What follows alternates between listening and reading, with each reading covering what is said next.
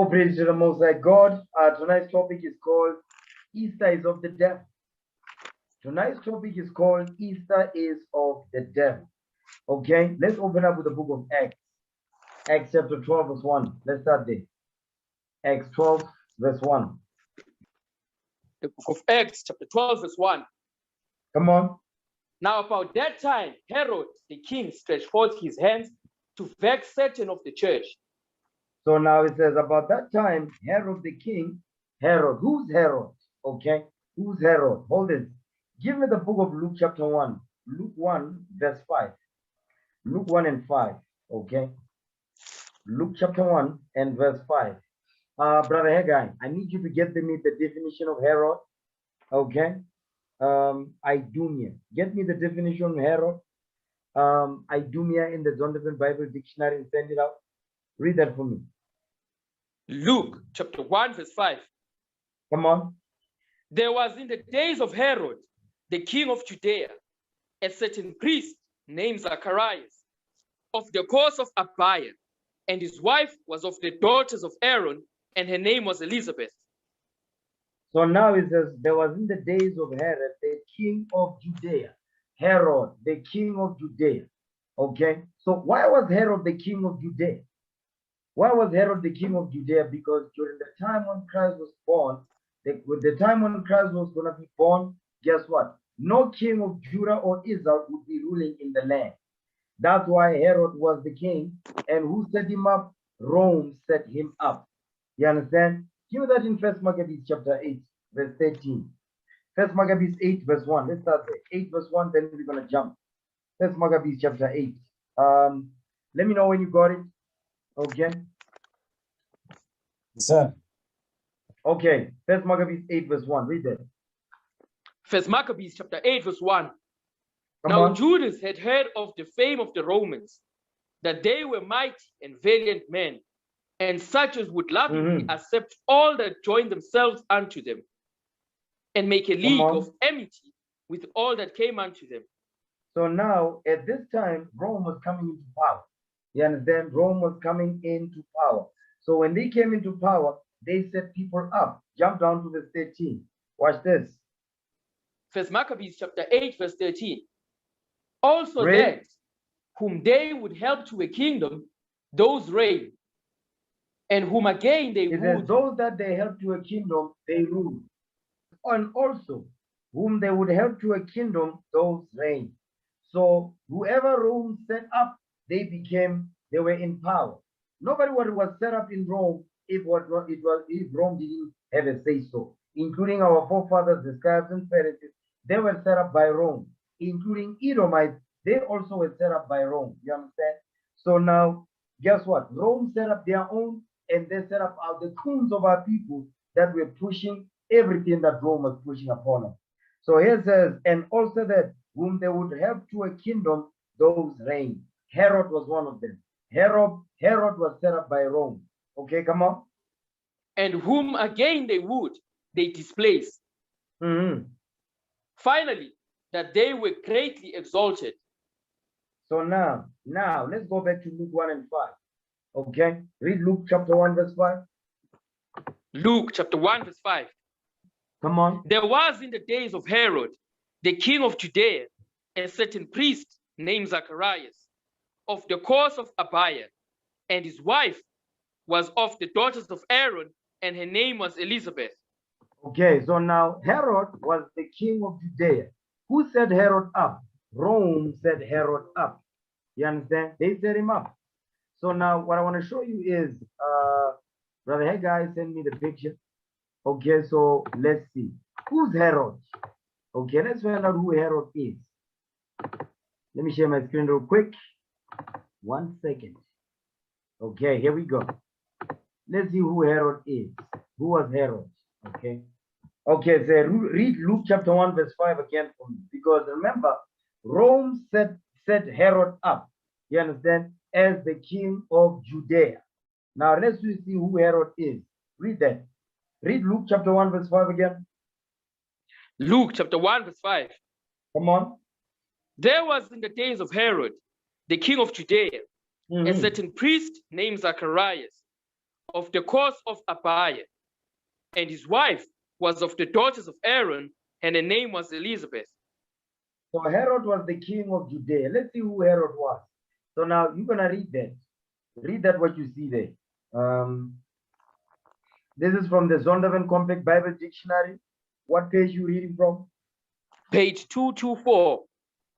Herod, Idumean rulers of Palestine, 47 BC to AD 79. Come on. Line started with Antipater, whom Julius Caesar made procurator of Judea in 47 BC. You see that thing? It says line started with Antipater, whom Julius Caesar made procurator of Judea in 47 BC. So what you are seeing here is this Herod that we're reading about here, these are his forefathers here. You understand? Herod the Great, the first procurator of Galilee, the king of the Jews, 37 to 80 to 4 AD. You see that thing? So this is what you see here. We are reading about his fathers. You understand? Who set him up? Rome set him up as the king of Judea. Okay? Now, go back to the book of Acts. Okay? You know what? I believe he sent me Idumea, right? Did you send me Idumea? Yes, sir. Okay, hold on a second. Let me get Idumea. Because it says Herod was Idumean rulers of Palestine. Idumea. Let's see who's it says Herod was an Idumean. Okay. Let me share my screen once again. All right. 1 second. Okay, read that for me. Reading from the Zondervan Compact Bible Dictionary, page 239. Idumea. Come on. Pertaining to Edom. Greek and Roman name for Edom. Come on. Greek and Roman name for Edom. So Idumea is the Romans, the Greeks and the Romans. That today they call themselves Americans, they call themselves Europeans, they call themselves Russians, they call themselves the French, the Portuguese. You understand? But all of these that today they calling themselves Europeans, these are the Greeks and Romans. The Bible calls them Idumeans. You understand? Edom. Esau, Edom, that's their forefathers. Okay? Now watch this. Let's go back to Acts chapter 12, verse 1 now. Acts chapter 12, verse 1. Let's read that. Acts 12 and 1. Come on. Acts chapter 12, verse 1. Now about that time, Herod the king stretched forth his hands to vex certain of the church. It says Herod stretched forth his hand. Who's Herod? Herod was an Idumean ruler of Palestine who Rome set him up. To also what? He was also the king of Judea. Because when it says Palestine, he's giving you the location, remember, because Palestinians, they took over the land of Israel, you understand, before white people came into that land in 1948 in these last days.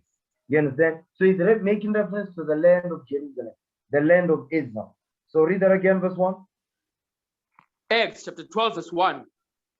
Now about that time, Herod the king stretched forth his hands to vex certain of the church. So now we discovered that Herod was an Idumean, a Roman, a so-called white man today. You understand? And Rome set him up when Rome came into power. So his forefathers that came before him, guess what? He's coming out of the same lineage of his forefathers that he became the king of Judea. It says he became what? He started to what? To vex certain of the church. Who was the church? Because we went over this when I was explaining this to the sisters. Now give me that in Acts 7 verse 38. Let's see who the church is. It says he began to vex certain of the church. Read that. Acts chapter 7 verse 38. Come on. This is he that was in the church in the wilderness with the angel which spake to him in the Mount Sinai, and with our fathers who received the lively oracles to give unto us. So now, they says, this is he that was in the church in the wilderness.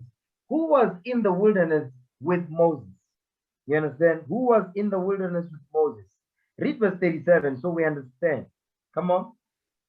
Acts chapter 7 verse 37.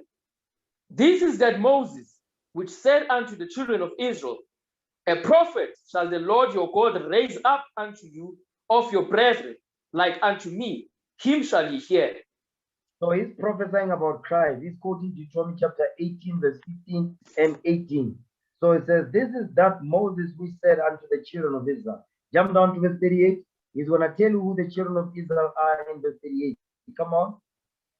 This is he that was in the church in the wilderness, with the angel who spake to him in the Mount Sinai, and with our fathers, who received the lively oracles to give unto us. So now what we're reading here is, here, this is Stephen speaking. He is going over the history of the Israelites. You understand? So he is explaining to us who was in the wilderness with Moses. He's called the church. So the church is the 12 tribes of Israel. Anybody else outside of the 12 tribes of Israel, they are not the church. You understand? The only church in the Bible is the 12 tribes of Israel. The so-called Bantus, Negroes, Hispanics, and Native American Indians, we make up the church in the Bible. We are the only congregation in the Bible. Okay? So let's go back. Acts chapter 12. Read verse 1 again. Acts chapter 12, verse 1. Now about that time, Herod the king stretched forth his hands to vex certain of the church. So now what Herod was doing is, remember, Herod is an Idumean, was a Roman, a so-called white man. You understand? They were vexing the Israelites, the apostles, and the followers of Christ. You understand? So guess what? Herod, when they started to vex the church, they started to vex the Israelites. Guess what? Whose example were they following? Give me the book of Acts chapter 8, verse 1. Watch this. Acts chapter 8, verse 1. Because before the Romans can join can start to vex the church, guess who started first to vex the Israelites? Those that followed Christ. You understand? After Christ died, those ones were being taught by the apostles. Watch this. Acts chapter 8, verse 1. Read that. Acts chapter 8, verse 1. And Saul was consenting unto his death. And at that time, there was a great persecution against the church, which was at Jerusalem. There was a great persecution against the church, which was at Jerusalem. Here Saul is talking about the apostle Paul. Before he became the apostle Paul, he was Saul, and he was persecuting the church at the command of who? The scribes and the Pharisees at that time. Read. And they were all scattered abroad throughout the regions of Judea and Samaria, except the apostles. Jump down to verse 3. Come on. Verse 3. As for Saul, he made havoc of the church, entering into every house. You see that thing? He says he made havoc of the church. He was persecuting the followers of Christ, killing them, committing many to prison. You understand? Delivering them to be persecuted by who? The scribes and Pharisees. Go ahead. Entering into every house and hailing men and women, committed them to prison. You see what was going on? So who was actually persecuting the church at the first? Our forefathers, our people, during the time of Rome. Black people, Israelites. They are the ones that started to vex the church, to persecute the church. It wasn't the white man at first. The white man started to join in when he saw that the Jews was already persecuting their own people. Isn't that the same thing that's going on today? When you see many of the example of that is who? The example of that today is your TD Jakes, Creflo Dollar, Bushiri, Mboro, because what are they doing? They are teaching white supremacy, and they speak against us. As we teach, they say, no, what we teaching hate, we must teach the message of love. We are teaching the message of love, but we're teaching the message of love to our people, the children of Israel, because that's what the Most High God commanded us to do. You understand? So guess what? It's going to come a time where the other nations are going to start to join in on it. You understand? So what happened back then is surely will happen again. So pay attention, you men and women up in here. Pay close attention, because we are in the last days. And guess what? There's going to be much persecution of the church. Understand that? Okay, give me the book of Acts. Give me Acts real quick. Give me Acts chapter 13 and give me Acts 14 verse 22. Watch this. Acts chapter 14 verse 22. Go ahead. Confirming the souls of the disciples and exhorting them to continue in the faith, and that we must through much tribulation enter into the kingdom of God. You see that part right there? It says confirming the souls of the disciples. That's what's happening right now with these classes and the councils that we have. It says exhorting them to continue in the faith. So not only must you come in the faith, meaning you come into this truth. You didn't know nothing about this. You've been to church all your life. When you come into this truth, you are learning new things. The Lord is saying, yes, you come into the faith, but don't just come into the faith and go back into the field. Don't go back to the vomit.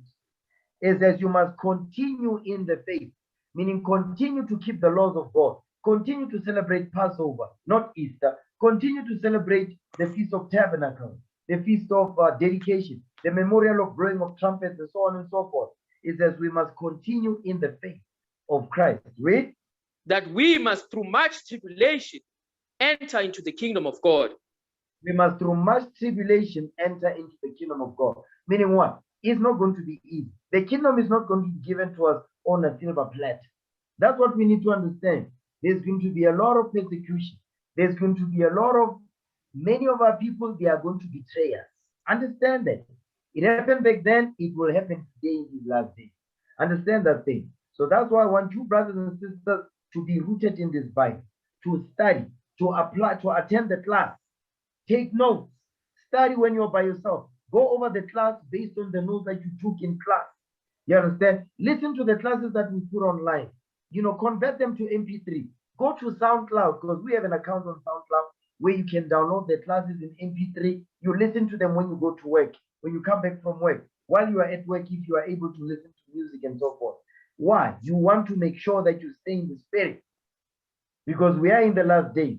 Don't be focusing on entertainment and all that.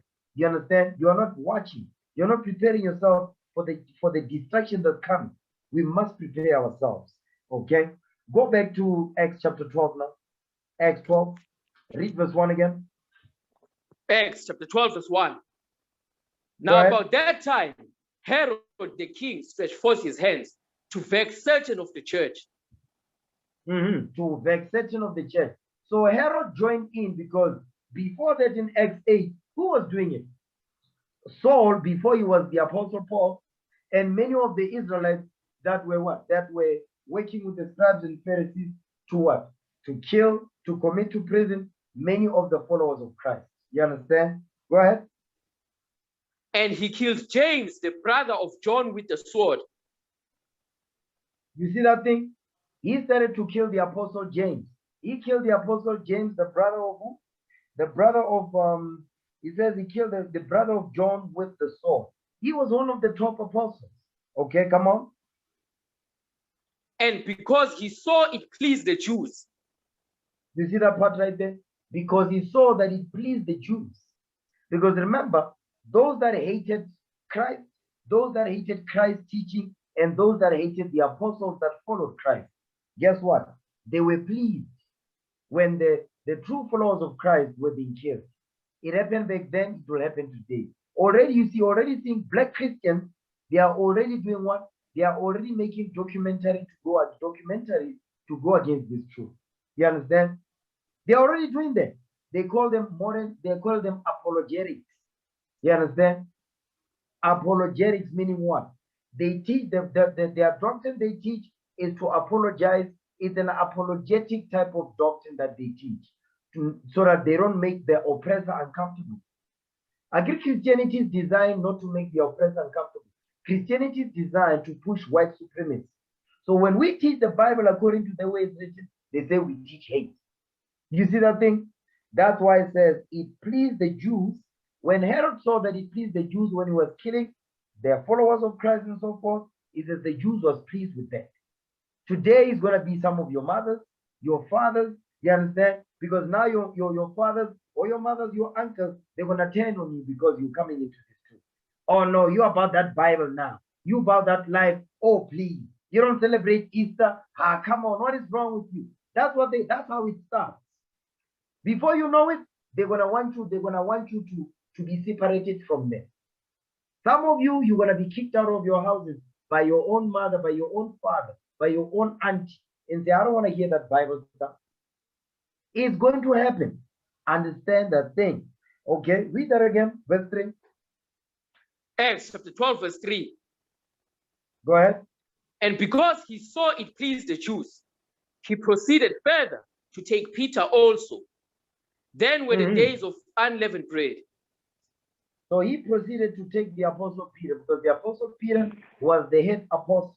He took the apostle Peter. It says, then were the days of unleavened bread.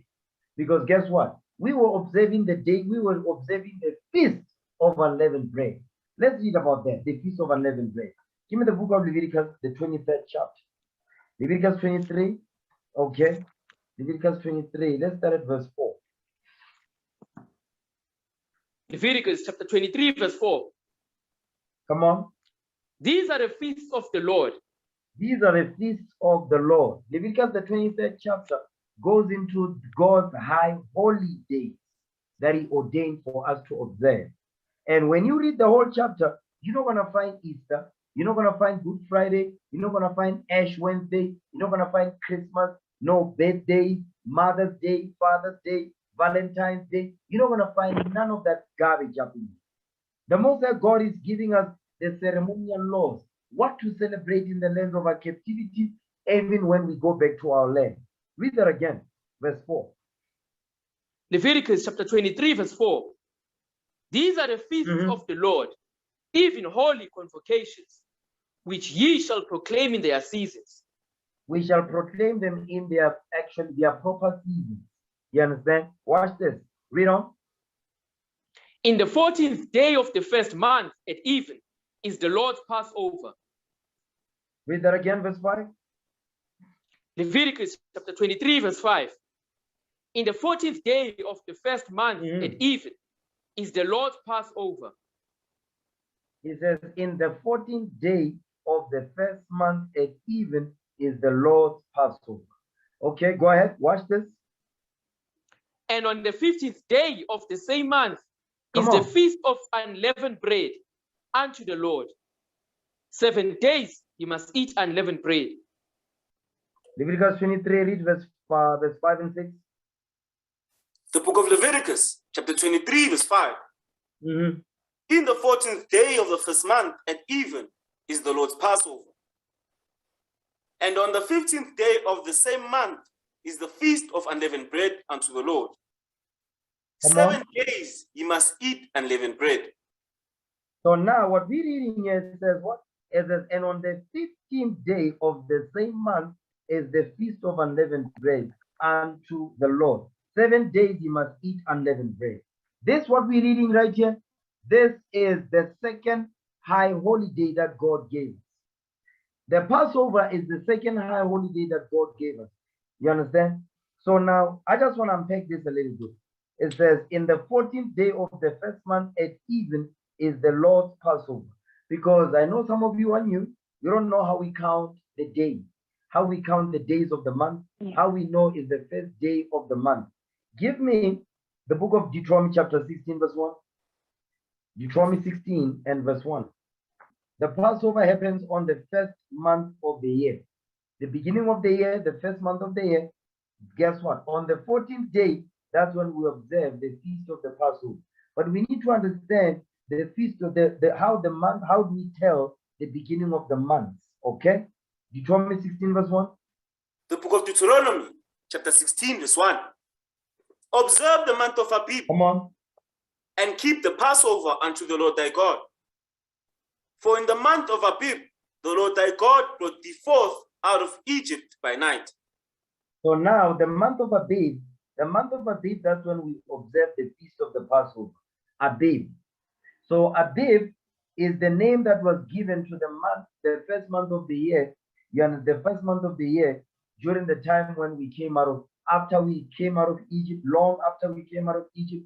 You understand? The other nations, they started to do what? They started to give names to the month of the year. But we never had names for the month of the year. We just gave it month 1, month 2, the first month, the second month, the third month, and so forth. That's why in Genesis 1, it says the evening and the morning was the first day. The evening and the morning was the second day. We never gave names to the months of the year or the days of the week. We never done that. The other nations, they are the ones that started to do that. But we never gave names to these days nor the months. Okay? So read that again, verse 1. The book of Deuteronomy, chapter 16, verse 1. Observe the month of Abib and keep the Passover unto the Lord thy God. For in the month of Abib, the Lord thy God brought thee forth out of Egypt by night. So now the Passover happens on the first month of the year. You understand? Watch this. Give me that in Exodus 12, Exodus chapter 12, verse 1. Let's deal with that. Because Moses, he taught us how do we tell the beginning of the first of the month? How we tell the beginning of the month. Moses taught us that. Give me that in Exodus 12, verse 1.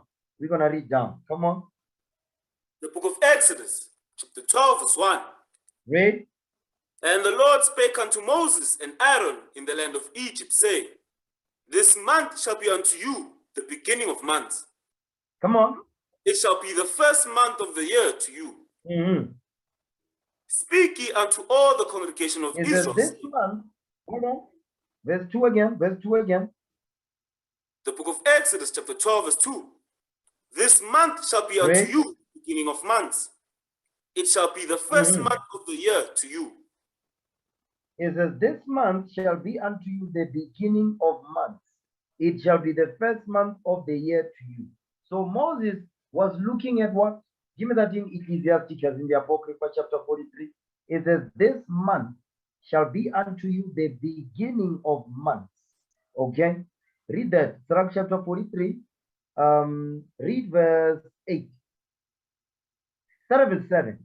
Because the month is making reference what? The word month comes from the word moon. So let's read that first. Sirach 43. Start with 6. We're going to read down. Sirach 43 verse 6. We're going to read all the way through verse 8. Come on. The book of Ecclesiasticus, chapter 43, verse 6. Made the moon also to serve in a season for a declaration of times and a sign of the world. So now the moon was made on the 4th day. Okay, come on. From the moon is the sign of feasts, a light that decreaseth in her perfection. A light that decreases in her perfection. So when the moon decreases in her perfection, I think when the moon is perfect is when the moon is full. Right now, when you look outside, you see the moon is almost about to be full, which we're approaching the beginning of the first day of the month. You understand?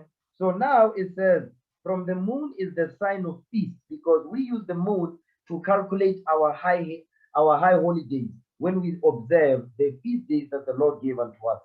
It says, it is a light that decreases in her perfection. As it decreasing, we are able to calculate when we observe their high holidays, the dates, you understand, with which we observe these high holidays that God gave us, that we read about in Leviticus, the 23rd chapter. Go ahead. The month is called after her name. Stop right there. The month is called after her name. So the word month comes from the word moon. The word month comes from the word moon. Go ahead. Increasing wonderfully in her changing. Because the moon goes through cycles. It says increasing wonderfully in her changing. The moon goes through cycles. Okay, come on. Being an instrument of the armies above, shining in the firmament of heaven. So now what we're reading here is the word month comes from the word moon. So go back to Exodus 12, read verse 2 again. The book of Exodus, chapter 12, verse 2. This month shall be unto you the beginning of months. It shall be the first month of the year to you. So now just replace the word month with the word moon. Read that again, verse 2. The book of Exodus, chapter 12, verse 2. This moon shall be unto you the beginning of moons. Read. It shall be the first moon of the year to you. You see that thing? This moon, meaning this month, shall be unto you the beginning of moons. The beginning of many moons or months that will come. Guess what? The Moses is teaching us, listen, when you look at this moon right here, this is how you want to tell the beginning of your month. Right now, the moon that he was looking at was the moon that marks the beginning of the year, which is the first month of the year. We tell by the moon that, okay, it is the beginning of the month. But this particular one right here was the beginning of the year. You understand? So when was the moon created? Get that in Genesis 1. Genesis chapter 1, verse 14. Let's see what the moon looked like when it was created. Okay, so we understand what the full moon actually looks like, because what the white man has taught our the black man and the black woman is that the full moon is the black moon. They say the full moon is when the moon is black. No, no, no, no. They say the new moon is the black moon. No, the new moon is the full moon. Let's prove that. Genesis 1 verse 14. Read that. The book of Genesis, chapter 1, verse 14. And God said, Come on. let there be light in the firmament of the heaven to divide the day from the night. And let them be for signs and for seasons and for days and years. So it's going to be for signs, for seasons, meaning to observe the seasonal feast days, and for days and for years, because years are determined by months. Okay, go ahead. And let them be for lights in the firmament of the heaven to give light upon the earth. And it was so. Read. And God made two great lights, the greater light to rule the day, and the lesser light to rule the night. Which is the moon. Go ahead. He made the stars also. So on the fourth day of creation, the Most High God, he made two great lights.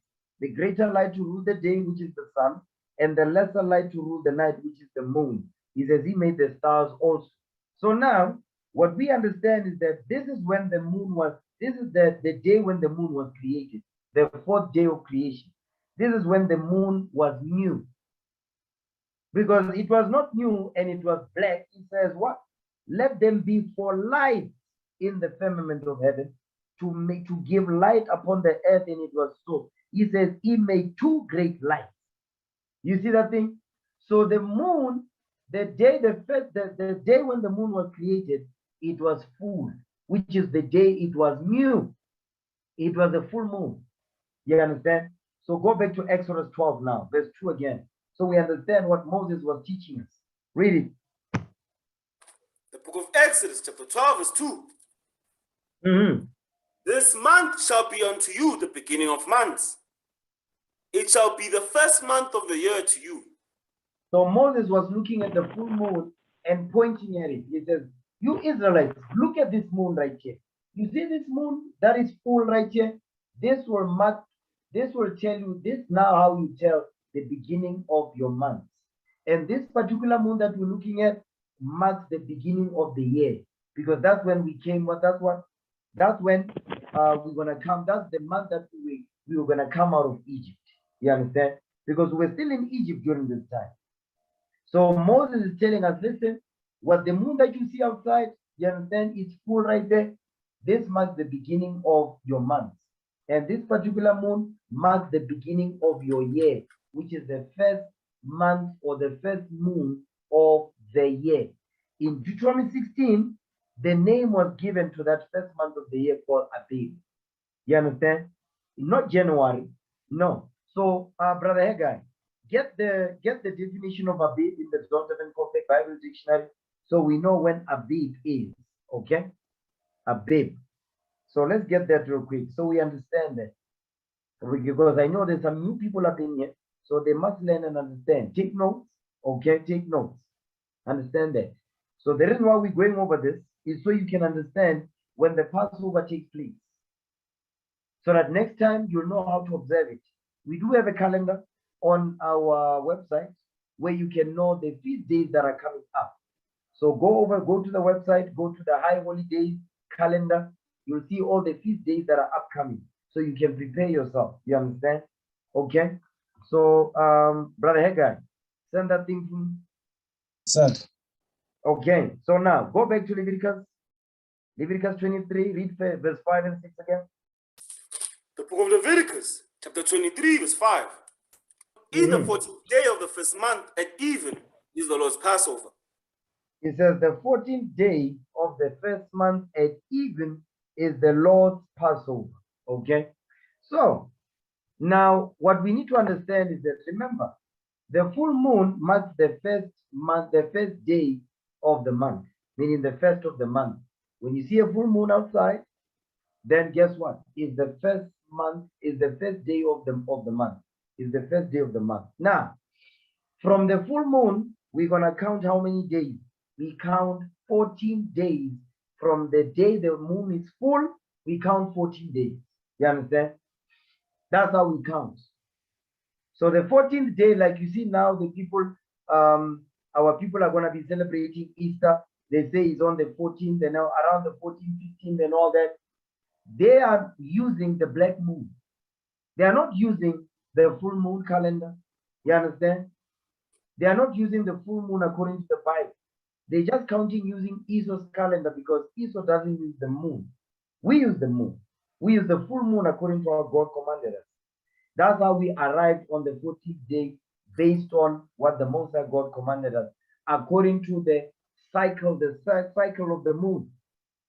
From the full moon, you count 14 days, then you land on the Passover. Okay? So now, read that again. The book of Leviticus, chapter 23, verse 5. In the 14th day of the first month at even is the Lord's Passover. Is the Lord's Passover. Come on. And on the 15th day of the same month is the feast of unleavened bread unto the Lord. 7 Bread. days you must eat unleavened bread. 7 days you must eat unleavened bread. So now, because what we're reading here in Leviticus, you might think that the Passover and the feast of unleavened bread are two different things. No, they are not. And I'm going to show you that. Okay, let me share my screen. So go back to Deuteronomy chapter 16 now, verse 1. Because Deuteronomy 16 verse 1 tells us the name that was given to the first month of the year during that time. Okay, watch this. Read that. Deuteronomy 16 verse 1. The book of Deuteronomy, chapter 16, verse 1.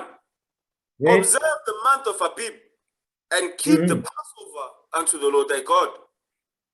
For in the month of Abib, the Lord thy God brought thee forth out of Egypt by night. So we left by night. So the month of Abib, that's when we kept the Passover. What day was that? The 14th day at even. Okay. So now the month of Abib. Let's get the definition. So what are you reading from? Reading from the Zondervan Compact Bible Dictionary, page 13. Definition of Abib. Abib, an ear of corn. The pre-exilic name for the first month of the year. For the what now? The pre-exilic name for the first month of the year. The pre-exilic name for the first month of the year. So Abib, Abib was given to the first month of the year. Go ahead. After the exile, read. After the exile, the name was changed to Nisan. It fell about the time of our March and early April. When does Abib take place? It fell about the time of our March and early April. It says it fell about the time of our March and early April. So end of March, then towards the end of March, beginning April, depending on the moon cycle. You understand? Depending on when the moon was full, and we count 14 days. When in the same month, we observe the feast of the Passover.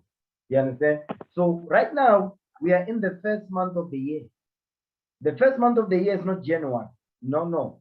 Is end of March, beginning April. That's the first month of the year. You understand? Not January, which is named after Janus. You understand? A Greek idol or a Greek god. Now that we understand that, okay, let's go back to Leviticus. Okay, Leviticus 23, read verse 5 and 6 again. The book of Leviticus, chapter 23, verse 5. In the 14th day of the first month at even is the Lord's Passover. Read. And on the 15th day of the same month is the feast of unleavened bread unto the Lord. 7 days you must eat unleavened bread. Come on. In the first now day. It says on the 14th day. Hold on. Wait. I just want 5 and 6. It says in the 14th day of the first month at even. The first month at even. The 14th day at even is the Lord's Passover. So that means the 14th day at evening, because it's verse 6 says, and on the 15th day of the same month is the feast of unleavened bread unto the Lord. So the 14th day at even begins the 15th day. Let me say that again. The 14th day at even began the 15th day. That's why it says, in the 14th day of the first month at even. Verse 6 says, on the 15th day of the same month is the feast of unleavened bread. So the 14th day at evening begins the 15th day. Give me that in Genesis 1 and 5. Genesis chapter 1, verse 5. Because we need to understand when a new day begins. Okay? Read that. The book of Genesis, chapter 1, verse 5. And Wait. God called the light day, and the darkness he called night. And the evening and the morning were the first day. And the evening and the morning were the first day. So the day began when? At evening. The day begins at evening, not after midnight. You understand? A new day begins when the sun goes down at evening. So go back to Leviticus 23, read verse 5 and 6 together again, so we understand what Moses is explaining here. Okay, go back. The book of Leviticus, chapter 23, verse 5. In the 14th day of the first month at even is the Lord's Passover.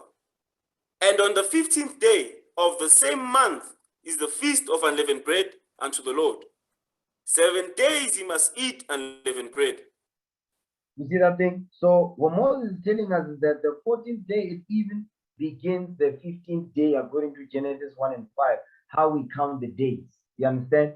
So that nobody gets confused. Another thing also is that here the way that Moses is written it, that's why the Bible must be read precept upon precept, line upon line, here little and there little. Now give me the book of, give me Luke 22 verse 1. So we understand that the feast of unleavened bread is the feast of the Passover. It's the same thing. Okay? Luke 22, read verse 1. The book of Luke, chapter 22, verse 1. Now the feast of unleavened bread drew nigh, which is called the Passover. You see that thing? So the feast of unleavened bread is called the Passover.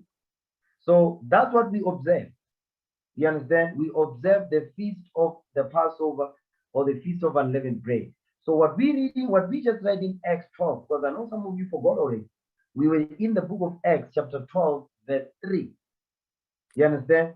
Because it says, when he apprehended the apostle Peter, because it says, then was the day, the feast of unleavened bread. So I'm going over the feast of unleavened bread right now. Give me Deuteronomy chapter 16, verse 1. We're going to read down. Deuteronomy 16, verse 1. Go back there.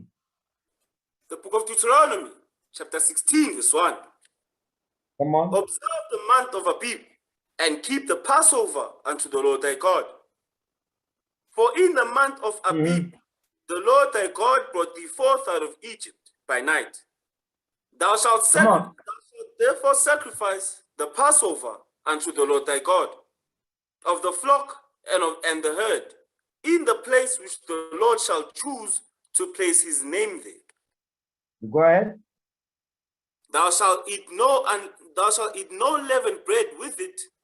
7 days shalt thou eat unleavened bread therewith, even the bread of affliction, for thou comest forth out of the land of Egypt in haste, that thou mayest remember the day when thou comest forth out of the land of Egypt all the days of thy life. So now he's teaching us that we must remember the feast of the Passover. You understand? You see, so when we celebrate the feast of the Passover, the first night of the Passover, we eat lamb, we eat bitter herbs, we eat unleavened bread. And the rest of the week of the 7 days, we're going to be eating unleavened bread. You understand? There must not be bread that was made with yeast in your house. Nothing of yeast. You understand? Nothing that has yeast must be in your house that you eat. Must not be in the house for those 7 days. Okay, come on. The book of Deuteronomy, chapter 16, verse 4. And there shall be no leavened bread seen with thee in all thy coast 7 days. Neither shall there anything of the flesh which thou sacrificest the first day at even remain all night until the morning. So it says, which thou sacrifice the first day at even remain all night until the morning. What is this talking about? This talking about the lamb, the Passover lamb or the goat.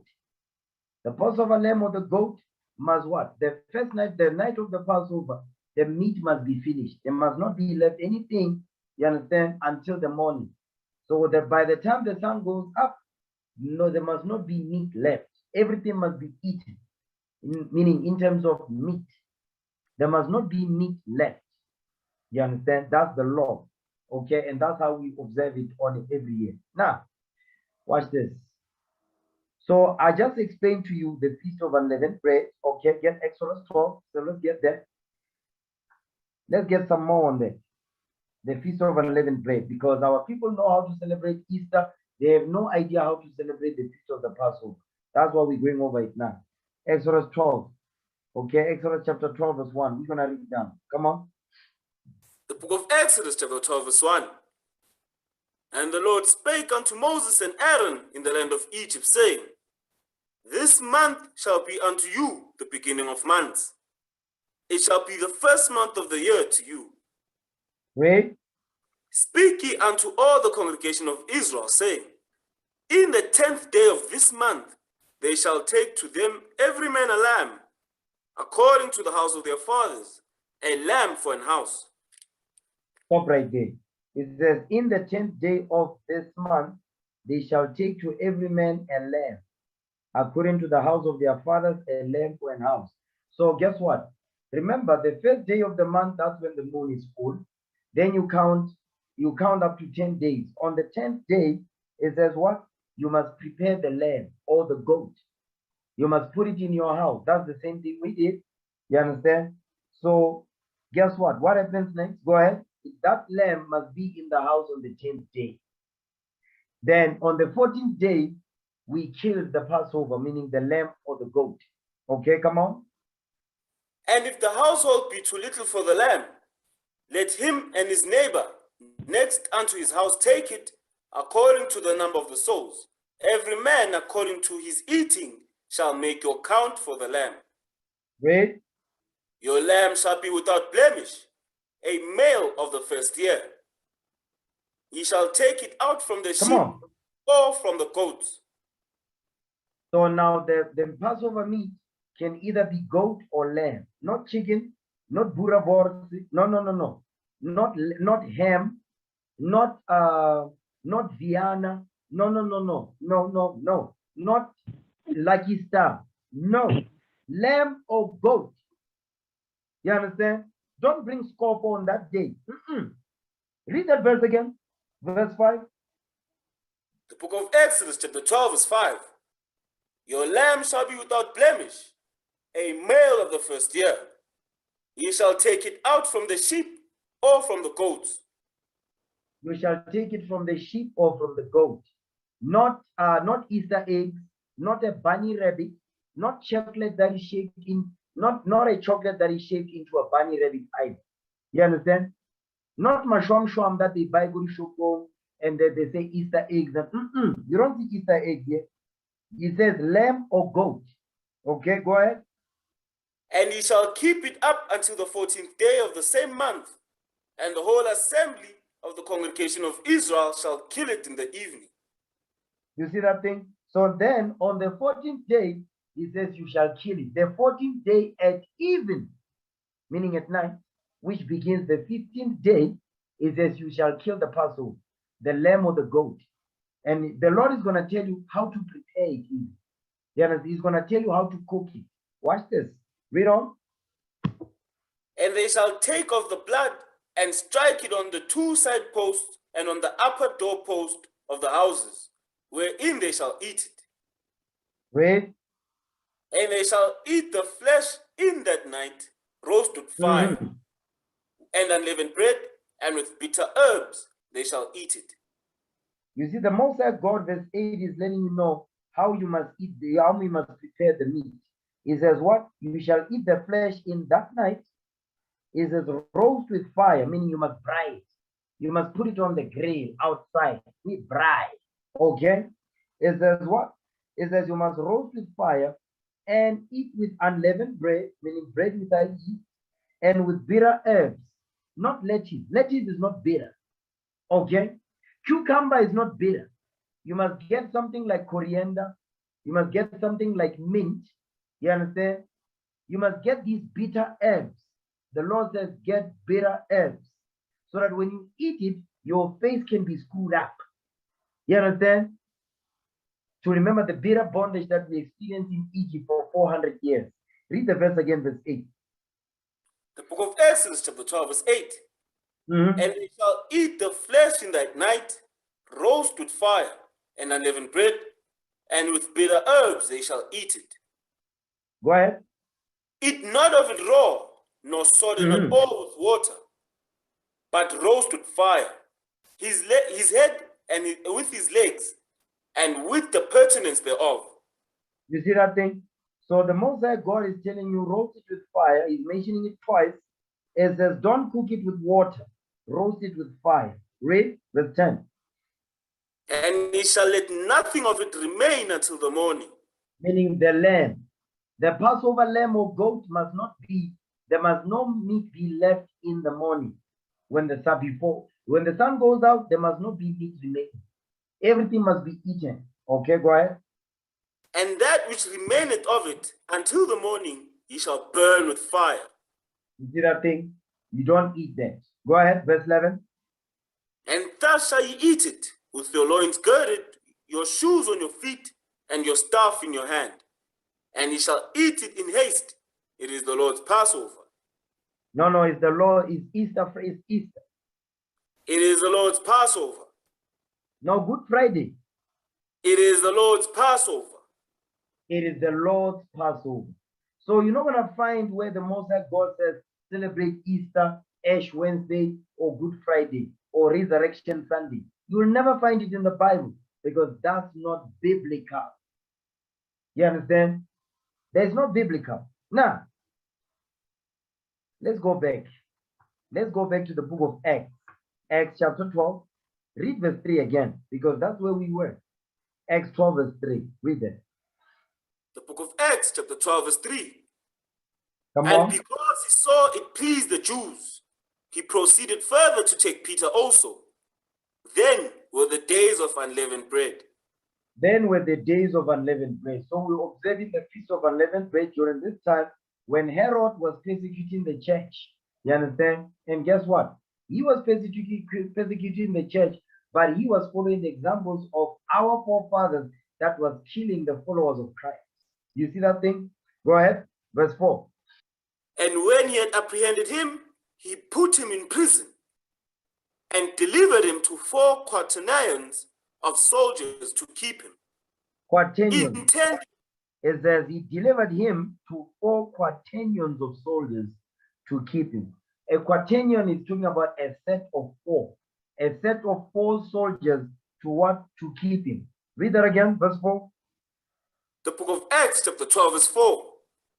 And when he apprehended him, he put him in prison and delivered him to 4 quaternions of soldiers to keep him. Intending after Easter to bring him forth to the people. He says what? Intending after Easter to bring him forth to the people. Because remember, he said, okay, I'm going to put him in prison. He's going to celebrate his pagan custom, his pagan hell day called Easter. After he celebrates his pagan custom, he was going to bring the Apostle Peter forth before the people. Meaning what? Publicly. He wanted to publicly execute the Apostle Peter, to put doubt in the followers of Christ, the true followers of Christ. So he wanted to do it publicly. He wanted to do a public execution of the Apostle Peter after he celebrated what? Easter. That's why it says to bring him forth to the people. They wanted to do it publicly so that those that looked up to the Apostle Peter as the leaders, if the Apostle Peter denounced Christ before the people, then those that follow it, that follow what the Apostle Peter teaching, they also gonna what? They're gonna denounce or renounce the true gospel of Christ. Understand that? Understand that thing. So what happened back then is gonna happen again. Understand? Just you need to prepare yourselves, okay? That's why these classes are about. Now, because this is the only time in the Bible where you're gonna find the word Easter. So while we're celebrating the Passover, you understand? That's why it says intending after Easter. Intending after Easter. The reason why they inserted Easter there is what? Some Bible translations actually, some Bible translations, they don't say Easter, they say Passover. You understand? But it's supposed to say after the Passover because we were celebrating Passover, not Easter. We were celebrating the Passover. But guess what? The Romans were celebrating what? Easter. That's why during the translation, when they made this translation, they included Easter here. So that we know in these last days that actually they were celebrating their pagan custom while we were celebrating our high holiday that the Lord ordained for us to observe. You understand? Now, let's get into that. Easter. Okay? Let's get into that thing. Give me the book of Esther, chapter 2, verse 7. Esther 2, verse 7. Because the word Easter, you understand, is actually the name Esther. Watch this. Esther chapter 2, verse 7. Read what you got. The book of Esther, chapter 2, verse 7. Come on. And he brought up Hadassah, that is, Esther, his uncle's daughter. For she had neither father nor mother, and the maid was fair and beautiful, whom Mordecai, when her father and mother were dead, took for his own daughter. You see what happened during the time of the Persian Empire? When we were slaves under the Persians, which is the East Indians of today, you understand? So guess what? This is around 539 BC on up or on down. Guess what? They gave our foremother Hadassah, they gave a new name in captivity. They named it Easter, meaning Esther, after what? Ishtar, after Ashtoreth. You understand? So Easter actually is the same name as Ashtoreth, Ashtaroth, or Ishtar, after in the honor of the Babylonian goddess, the goddess of fertility, Inanna, the queen of heaven, the goddess of sex. So they named our foremother after that goddess of sex when we were slaves in Persia. Read that again, verse 7, so we understand what's going on here. Come on. The book of Esther, chapter 2, verse 7. Read. Brought up Hadassah, that is, Esther, his uncle's daughter, for she had neither father nor mother, and the maid was fair and beautiful, whom Mordecai, when her father and mother were dead, took for his own daughter. So our foremother Hadassah, you understand? Because the Most High God didn't give her name Esther. No, she was named Hadassah. But when we were slaves under the Persians, they gave a new name to name her after what? To name her after a Babylonian goddess. Okay, the goddess of sex, Easter, meaning Esther. Okay, watch this. Let me share my screen real quick. Okay, I'm gonna share this dictionary right here. This dictionary right here. Let me just go up to the name of the book. This dictionary is called. Read that, Soldier Samuel.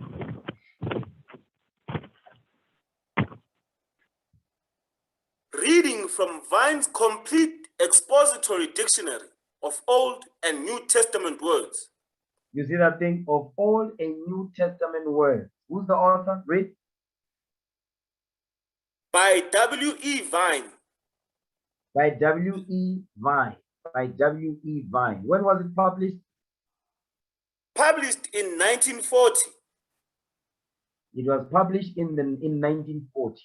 So let's go to page 786. I believe that's where we go. Yeah, that's it right there. 786. Now I want you to read that. The definition of Easter. Easter, where our foremother Esther was named after Easter, which is named after an ancient Babylonian, an ancient Cushite, an ancient Neo-Babylonian goddess called Ashtoreth. I'm going to go into that history in a little bit. Now read that for me. Page 784. Easter. Come on. Pashka. Mistranslated Easter in Acts 12, verse 4. KJV denotes the Passover. Okay, so Hold on. It says Pascha, mistranslated Easter in Acts chapter 12, verse 4 in the KJV Bible. Go ahead. Denotes the Passover. Denotes. Denotes the Passover. Come on. The phrase after the Passover signifies after the whole festival was at an end. You see that thing? It says the phrase after the Passover signifies after the whole festival was at an end. Meaning what? Talking about the feast of the Passover that we was observing. The reason why Easter is included in there is to let us know that they were celebrating the Good Friday or Easter, their pagan custom, while we were celebrating our high holiday, the Passover. You understand? Go ahead. The term Easter is not of Christian origin. It is another form of Astarte. One of the titles. Easter. Hold on. The definition of Easter, according to Vine's dictionary. Pascha, mistranslated. Pascha. Mistranslated Wait. Easter in Acts chapter 12, verse 4, KJV. Denotes the Passover. Go ahead. The phrase after the Passover signifies after the whole festival was at an end. Read. The term Easter is not of Christian origin. Stop right there. It says the term Easter is not of Christian origin. Meaning what? It's talking about the real Christians of the Bible, the children of Israel that followed God's commandments in the faith of Christ. It says the apostles, they never taught anything about Easter, neither did they celebrate Easter. You understand? Neither did they teach their children Easter. They never taught nothing about them. That's why it says the term Easter is not of Christian origin. Now watch this. Hold this. Give me the book. Give me Acts chapter 24. Acts 24 verse 5. Read that for me.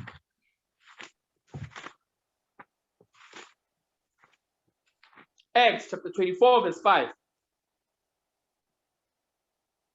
Wait. For we have found this man, a pestilent fellow and a mover of sedition among all the Jews throughout the world, and a ringleader of the sect of the Nazarenes. So now they are talking about the Apostle Paul. It is the Apostle Paul, meaning what? The scribes and Pharisees, those who hated Christ and hated the apostles for following Christ. It says what? What did they call the Apostle Paul? Read verse 5 again. Acts chapter 24 verse 5. For we have found this man, a pestilent fellow and a mover of sedition among all the Jews throughout the world, and a ringleader of the sect of the Nazarenes. So now the Apostle Paul, they refer to the Apostle Paul as a pestilent fellow. You understand? He says he was what? A mover of sedition among all the Jews throughout the world because of what they were teaching, like what we are teaching now. And a ringleader of the sect of the Nazarenes. The Nazarenes is talking about the true Christians. And those two Christians with the apostles, you understand, they never taught Easter. That's what we read in here. It says the term Easter is not of Christian origin because the true Christians, they never taught Easter. Just like we are not teaching Easter. You understand? Now give me Acts chapter 11 verse 26. It says the sect of the Nazarenes. Okay? So guess what they was called? That sect of the Nazarenes. Acts chapter 11 verse 26. Read that. Acts chapter 11 verse 26. And when he had found him, he brought him unto Antioch. And it came to pass that the whole year they assembled themselves with the church and taught much people. And the disciples were called Christians first at Antioch. He says the disciples were called Christians first in Antioch, meaning in Greece.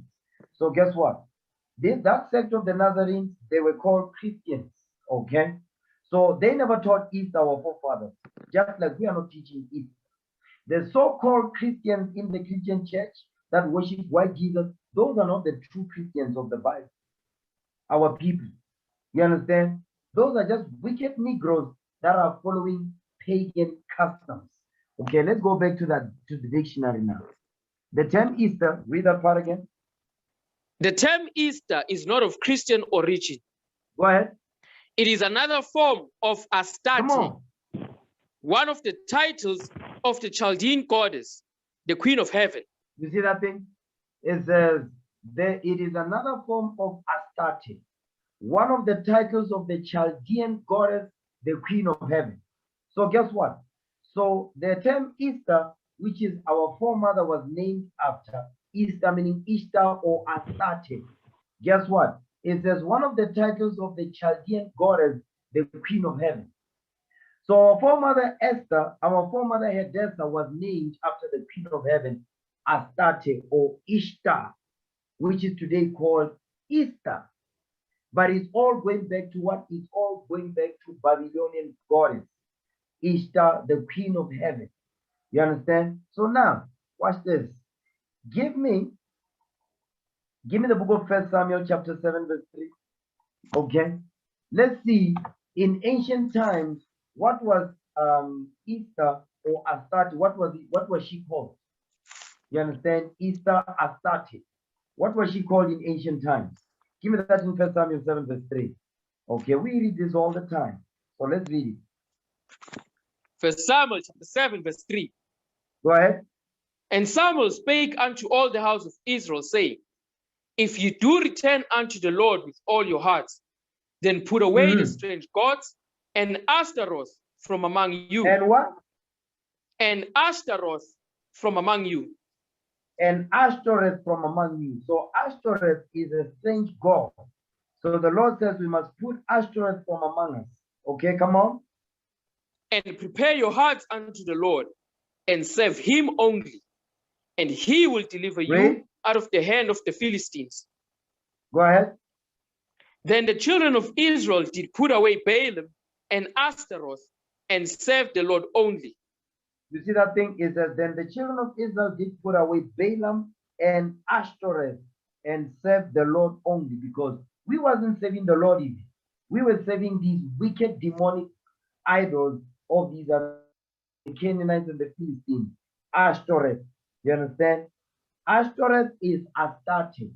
Ashtoreth is Astarte, which is where the word Esther comes from.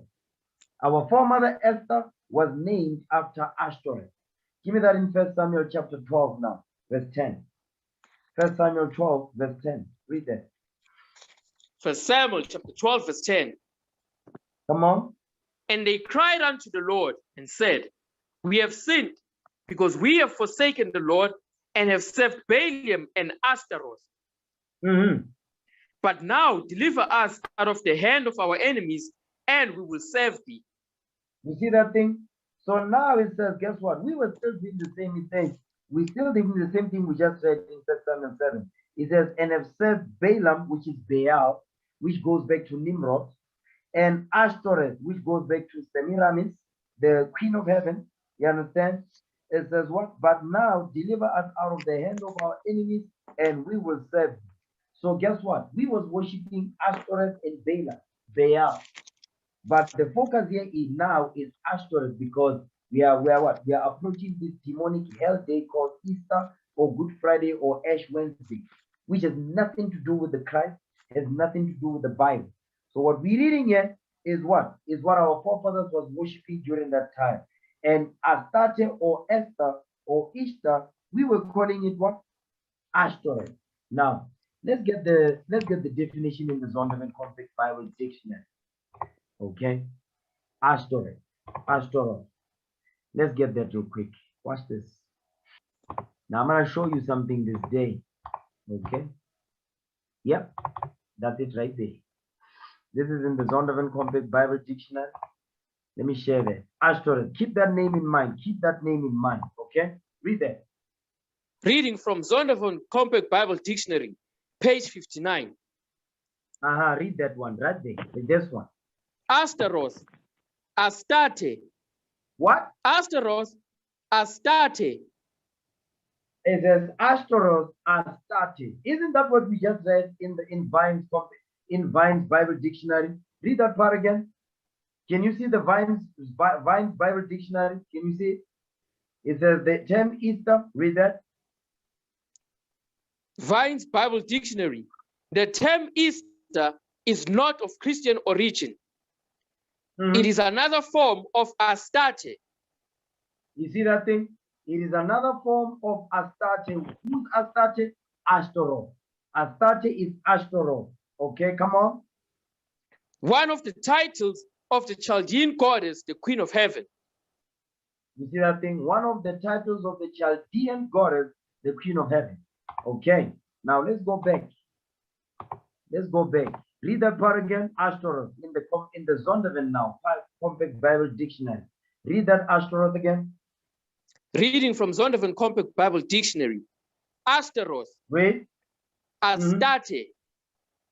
It's the same thing. So Ashtaroth, Astarte, Easter, Esther. It's all the same name. Okay, come on. Ashtaroth is plural of Astoreth. Ashtaroth is plural of Ashtoreth. So when you say Ashtaroth, you actually going what? You say Ashtaroth is plural. Ashtoreth is singular. Go ahead. Name of any of the fertility goddesses of the ancient Near East. You see that thing of the ancient Near East. That goes into what the so-called Middle East, because it was called the Near East. So it says the name of any of the fertility goddess of the ancient Near East. Watch this. Go ahead. Babylonian Ishtar. You see that thing? Babylonian Ishtar. Babylonian Ishtar. So Esther, Ishtar, Ashtaroth, or Ashtoreth is all making reference to the same idol, the goddess of fertility. Go ahead. Greek Astarte. So in Greek, during the time of the Greek, she was called Astarte.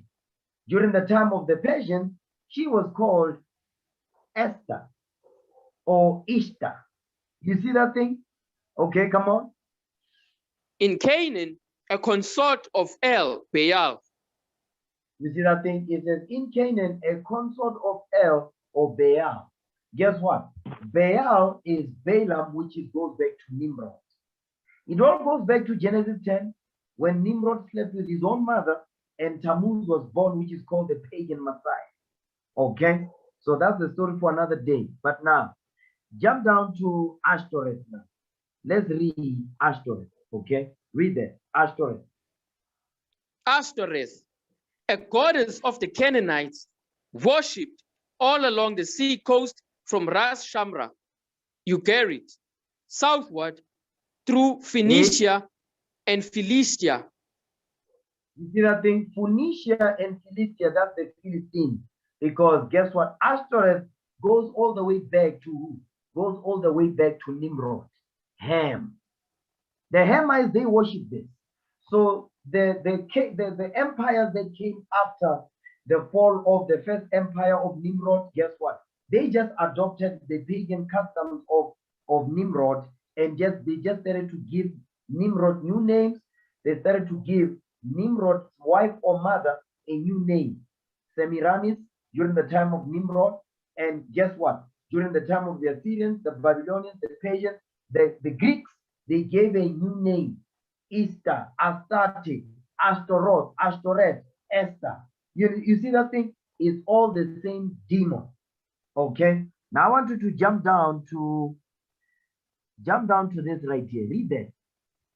Gesenius related the name Ashtoreth to the Persian word Sitara or star. Sitara or star. So Ashtoreth, says Gesenius was a scholar. It says related the name Ashtoreth to the Persian word Sitara or star.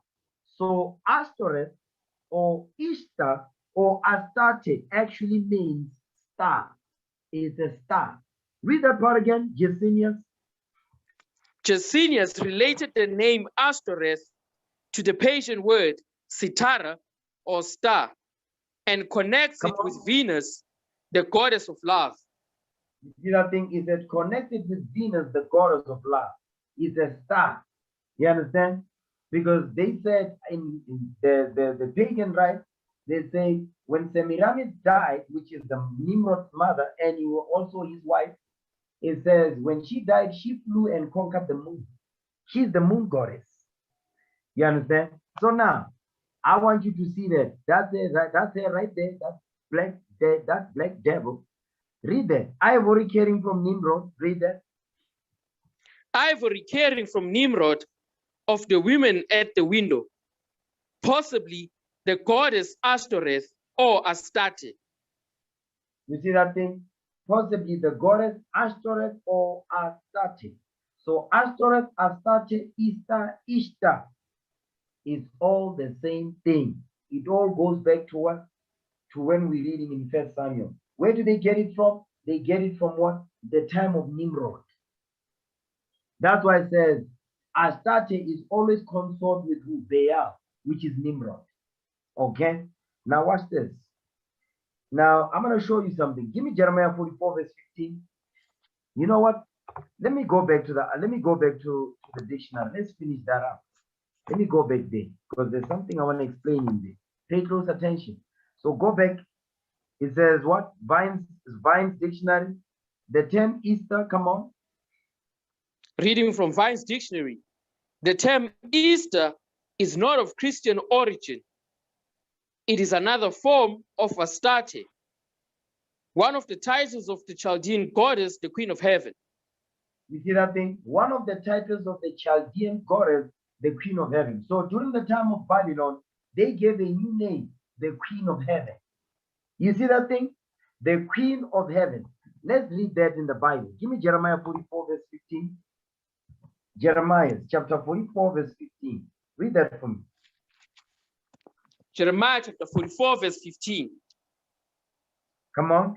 Then all the men which knew that their wives had burned incense unto other gods, and all the women that stood by, a great multitude, even all the people that dwelt in the land of Egypt, in Pathros, answered Jeremiah, saying. So now you've got men and women, you've got the women that are burning incense unto other gods, and the black man is sitting there saying nothing. That's the same thing you see today. Today you see the black women going to the shops with their kids, the black men giving them money because like if they're getting paid, some of them getting bonuses. Guess what? They're gonna all go to with their families. They're gonna go to the shops. They're gonna be buying clothes. They're gonna be buying meat. They're gonna be buying booze to celebrate what? To burn incense unto other gods. Baal, Ashtoreth, Ishtar, the Queen of Heaven, Astarte. They want to burn incense unto him. That's why they want to spend all their money during this weekend that's coming. You're going to see really how demonic black people are. And that's what you are seeing here. Women in the front, men in the background supporting this whole wickedness.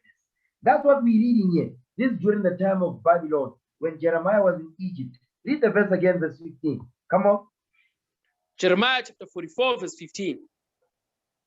Come on. Then all the men which knew that their wives had burned incense unto other gods, and all the women that stood by, a great multitude, even all the people that dwelt in the land of Egypt, in Pathros, answered Jeremiah, saying.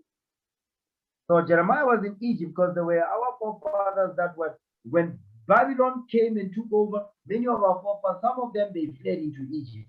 That's why it says in the land of Egypt. Go ahead, verse 16. Watch this. As for the word that thou hast spoken unto us in the name of the Lord, we will not hearken unto thee. Now, this is the women speaking. Remember, the black man is in the background being a simp, okay? While the woman is in the front running a big black mouth with a black gums. Read. But we will certainly do whatsoever thing goeth forth out of our own mouth to burn incense unto the Queen of Heaven. Stop right there. To do what now? To burn incense unto the Queen of Heaven. To burn incense unto the Queen of Heaven. Remember what we read in the Vine Dictionary. It says what? It says it was a Chaldean goddess, the Queen of Heaven. Because this is during the time of the Chaldeans, Babylon. Okay, come on. And to pour out drink offerings unto her, as we have done, we and our fathers, our kings, and our princes in the cities of Judah and in the streets of Jerusalem. For then had we plenty of victuals and were well and saw no evil. You see what they are saying? Remember, Jeremiah is rebuking them in Egypt. Guess what? They were saying, listen, when we were in the land of Jerusalem, we did this and everything was good. Now we are in Egypt, we're going to do the same thing so that everything can be good, just like it was when we were in Jerusalem. That's what they are saying here. It says what? It says, we and our fathers, our kings, and our princes in the cities of Judah and in the cities of Jerusalem. It says, we did this. There was no problem. The kings was okay with it. The princes was okay with it. Our fathers was okay with it. We are okay with it. Why aren't you okay with it? That's the same thing today. You understand? Or how? All of a sudden, you just come out of nowhere before you're going to tell us or no, we mustn't celebrate Easter. Because that's what they are saying in Sharpeville. The black men and black women that be passing by, they hate our God.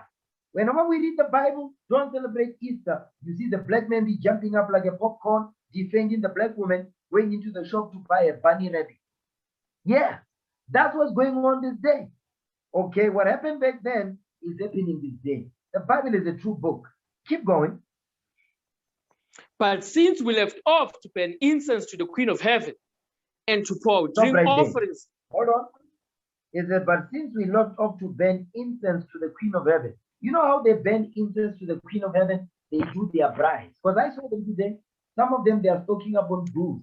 Some of them are buying, red meat and all that because they are going to bride. When you be briding and all that, that's what you're doing. You burning incense to the Queen of Heaven. You celebrating the goddess of fertility, the goddess of sex. Because what happens during these festivals? Black men and black women, they have sex, and then 9 months later, many of them will be pregnant. That's why you see the Queen of Heaven has got multiple breasts. Because during this time, black men and black women, they are going to be sleeping with each other. Many sisters are going to fall pregnant. 9 months later, guess what's going to happen? You're going to see babies popping up. Okay? Read on. Jeremiah chapter 44, verse 18. But since we left off to burn incense to the Queen of Heaven and to pour out drink offerings unto her, we have wanted all things and have been consumed by the sword and by the famine. He says, since we stopped doing that, now we're struggling. So that's why this one day we were teaching, said, listen, don't be selling and cooking and buying on the Sabbath day. And a black woman passed by, and she's not a young woman, she's an older woman, old enough to be my mother. She said, so hi, so what must we eat? How are we going to survive? That's the same thing we just eating. For 24 hours, God says, don't buy, don't sell, don't cook, don't work on the Sabbath day. Friday sundown to Saturday sundown, you not be doing, don't cook, don't buy, don't spend your money on that day. You can spend it Saturday sundown, which is Sunday. Then you can do whatever. You can go and cook, you can buy, you can sell. Because it's no longer the Sabbath. But our people cannot sacrifice 24 hours just so they don't have to break the laws of God. Keep going. And when we burned incense to the Queen of Heaven and poured out drink offerings unto her, did we make her cakes to worship her and pour out drink offerings unto her without our men? You see that thing? It says, we did this. We didn't do this without our men. We did this with our men agreeing to this. That's why today when we correct our people, the main ones that complain is our sisters, because our sisters are saying, but the black man is right here next to me. My husband is right here next to me. He's not saying nothing. My father is standing here right next to me. He's not saying nothing. So that's the same thing here. It says what? And did we make her cakes to worship her? That's where birthdays come from. Because celebrating birthdays is not in the Bible. Celebrating birthdays is not our custom. It's not the customs of Israel. Okay? Understand that celebration of your birthday is idolatry, because you want people to worship you. That's why people get upset when they don't get a birthday message, they don't get a phone call on their birthday, they get upset. You didn't wish me a happy birthday. You didn't buy me a cake, because you said that some of them will say, today is my day, you understand? Some of them, they even give them an off day. They give them leave on their birthday to worship yourself. That's idolatry. That's not biblical. That's why, like you see today, you see kids, because you mothers, they have now gotten their children used to celebrating birthdays and all that. When they don't get nothing, even before their birthday comes, they are already asking, so what am I going to get for my birthday? What am I going to get for my birthday? That's all idolatry. It's all idolatry. That's what we're reading here. That's why we don't celebrate none of that garbage, because it's not biblical. That's why many of our people, they die on their birthday. Some people get put to death. Some people get shot.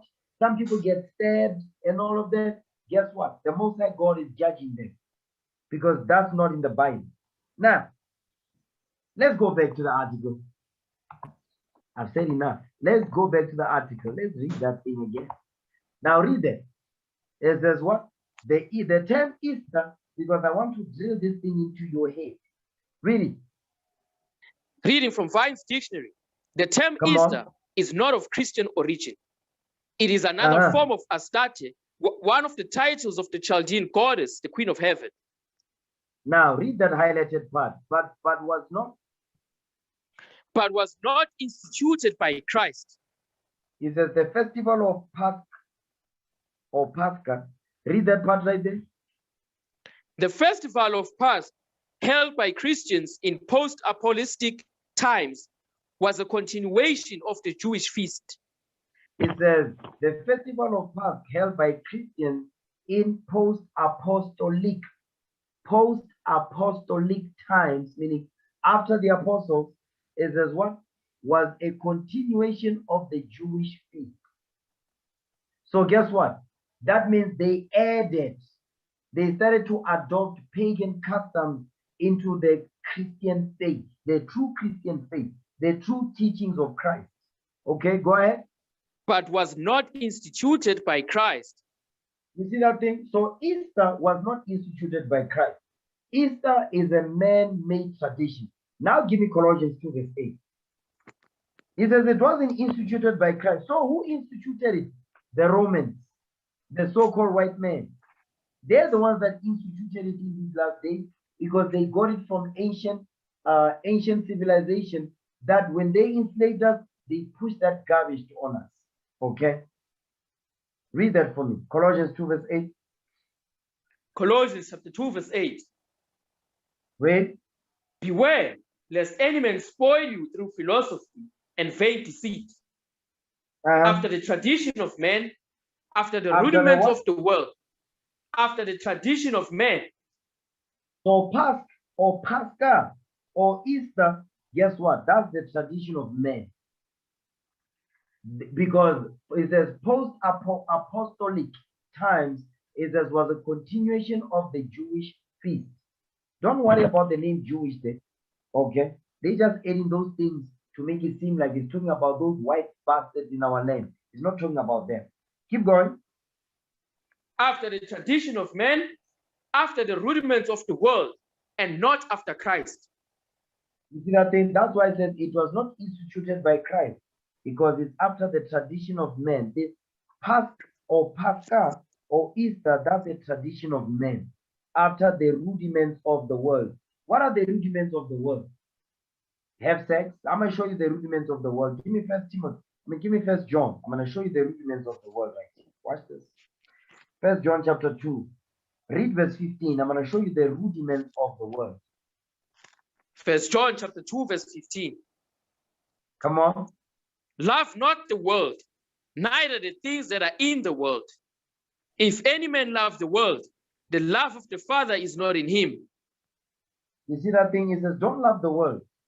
Don't love the world. This is the Apostle John saying, don't love the world, neither the things that are in it. If any man love the world, the love of the Father is not in him. So why is he saying this? He's going to tell you in the next verse. That's the rudiments of the world, the workings of the world.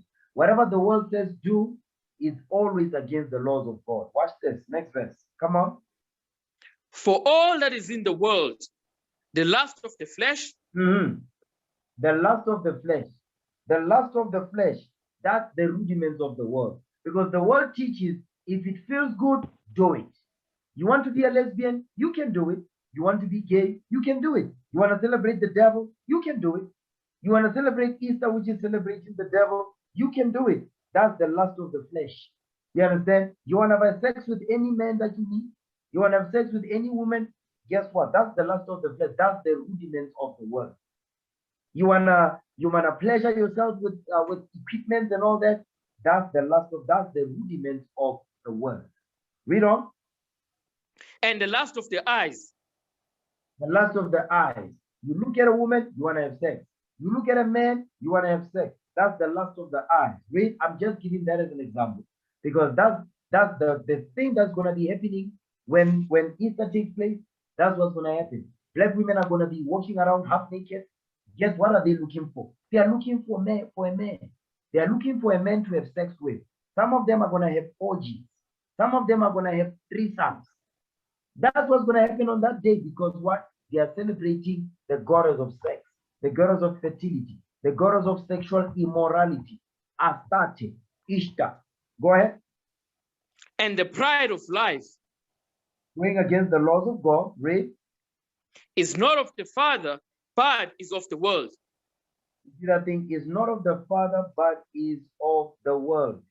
So that's what we're reading. That's what the Lord is telling us. Listen, the rudiments of the world, they are not after the Father, but after the world. The love of the Father is not in there. You understand? What is the love of the Father? God's commandments. So go back to Colossians 2, verse 8. Colossians chapter 2, verse 8. Beware, lest any man spoil you through philosophy and vain deceit. Easter is a philosophy. Good Friday is a philosophy. Resurrection Sunday, that's the philosophy of man. Read. After the tradition of man, after the rudiments of the world, and not after Christ. And not after Christ. Give me 1 John chapter 4. 1 John chapter 4, verse 4. Watch this. You know what? Yeah, read verse 4. 1 John chapter 4, verse 4. Watch this.